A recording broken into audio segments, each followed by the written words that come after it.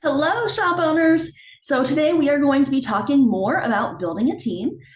We have been talking about building a team since Monday. So if you missed any of those videos, you'll definitely want to go back and see the answers to the most frequently asked questions when it comes to team building for a shop owner, for your small business.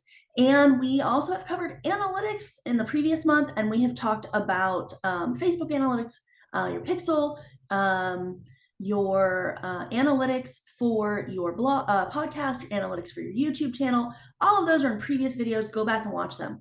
Also, if you're not subscribed to my channel, make sure you do that now so that you're notified every single time I go live on TikTok and when new videos are posted that can help you with your small business.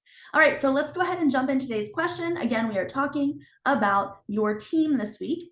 So the question for today is, what is the safest way to pay a contractor? So of course, if you have a team, you're going to have to pay them. And so that has to be done. It's part of the whole thing. As a matter of fact, I pay my team once a month, and I just had to do that yesterday. And it's funny how suddenly you feel like you have no money, but that's what happens, right? So that's part of having someone on your team.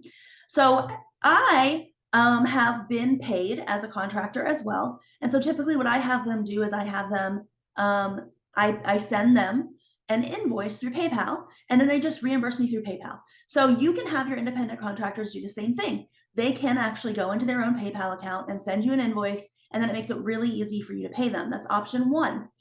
Option two, because I use ClickUp to manage my team, and so I can see their hours very easily, I don't need something to be sent to me, is you can just go ahead and send them the money through PayPal. You can also use something like Venmo. Basically, any of these payment service providers can be used to pay your team. I have members on my team that I actually pay through Venmo, and I have others that I pay through PayPal. Those are the two that I mostly use, but you have options other than that as well. So feel free to use whatever payment provider you feel comfortable with. Just make sure that you're paying them once the job is done. So this is my biggest thing here, is once you pay them, they may not complete any more work.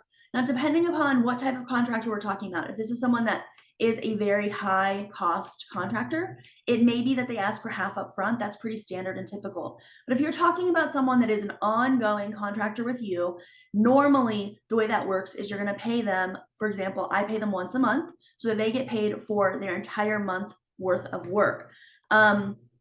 Also be sure to keep track so that you can issue the 1099s for taxes.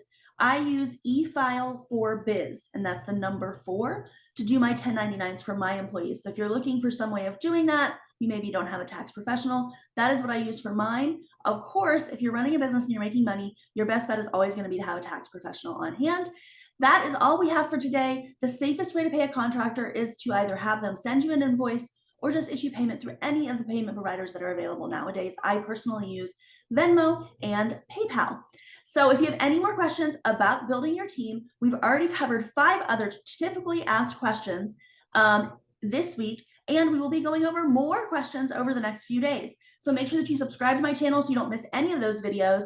And as always, once these lives are completed, I do try to repost these videos across platforms so that as many people as possible can see them. If you have any questions, go ahead and comment. Let me know how I can help you, and I hope to see you tomorrow.